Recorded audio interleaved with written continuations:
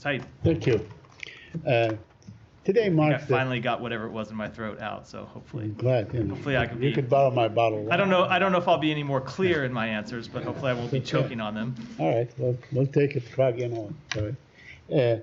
Today marks the 57th anniversary of the Israeli occupation of East Jerusalem, the West Bank, and Gaza.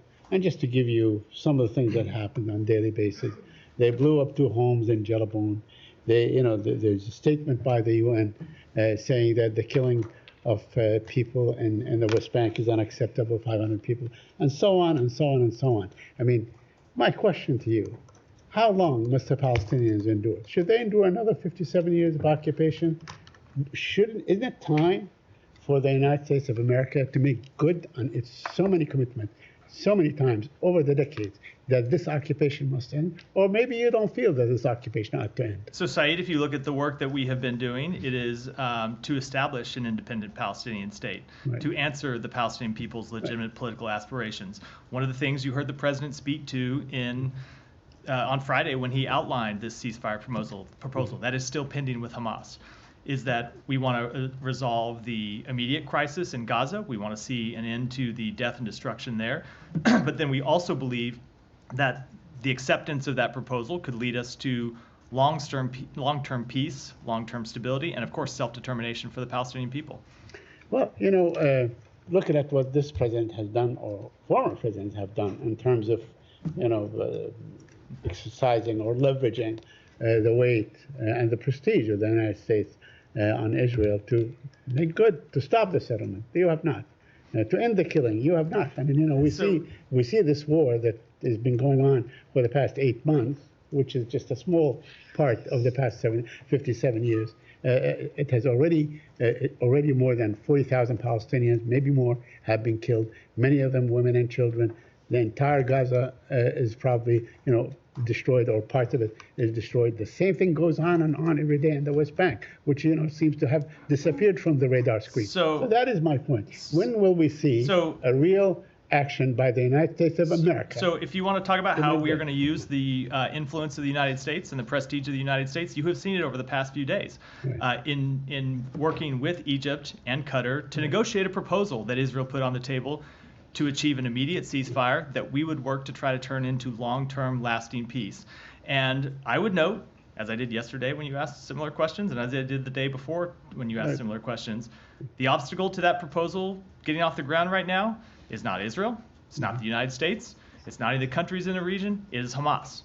I would also point you to the work that we have been doing with the government of Saudi Arabia and with our other Arab partners to try to find long-term normalization of relations with Israel. And one of the things that would be included in normalization is a pathway to an independent Palestinian state. So the United States has been actively engaged in this question, not just speaking to it from podiums, not just giving speeches about it, but actively engaged with partners in the region to try to establish an independent Palestinian state, to try to take all the carnage of the past 8 months, all the death of the past 8 months, and to come out of that with real, tangible progress to answer the Palestinians' legitimate hopes and aspirations. One last comment. We also see that the President of the United States yesterday, this administration signing a deal with Israel to give it one more wing of F-35s that have been solely used in Gaza, nowhere else, giving $15 billion of arms and so on for this war to continue. We've seen the President basically say that Mr. Netanyahu wants this war to continue for political reasons, then he backtracks and so on. I don't think these signals would in any way, sort of show the red eye, or as we say in Arabic, or show the stick, so to speak, to the Israeli government to end its atrocities in Gaza. So a couple of things. First of all, when it comes to Israel's long-term security, and when you referred to this negotiation over providing F-35s, that is a commitment to Israel's long-term security. These are planes that would be delivered 4 years from now in 2028. We are committed to maintaining Israel's qualitative military edge in the region. That's something we're required to do by law, and it's something we support and something that we will continue to do. That said, we also are pursuing an end to the conflict in Gaza.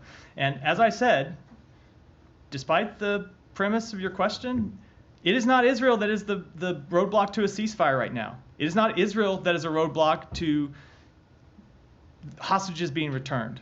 600 trucks a day of humanitarian assistance coming in, Palestinians being able to safely return to their neighborhoods and eventually get to the reconstruction of Gaza. It is Hamas.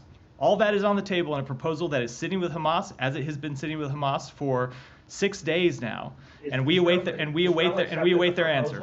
Did Israel accept the proposal? Go ahead. Go ahead. Can I follow up on